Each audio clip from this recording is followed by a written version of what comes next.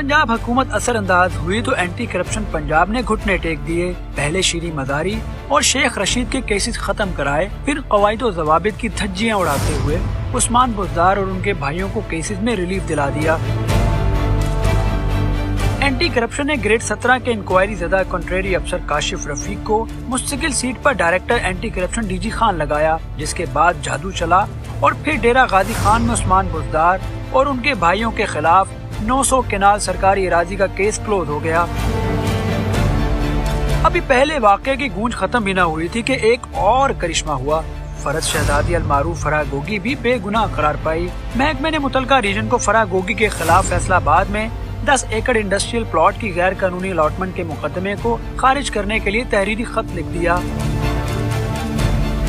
फरज शहजादी और फराह गोगी के खिलाफ फैसलाबाद में जाली कंपनी के जरिए 60 करोड़ का प्लाट 8 करोड़ में खरीदने वाला केस तो खत्म होने को है। अब देखना ये है कि फराह गोगी के खिलाफ गुजरावाला में घूस प्लाटों की जाली फाइल्स बेचने वाले केस की बारी कब आती है।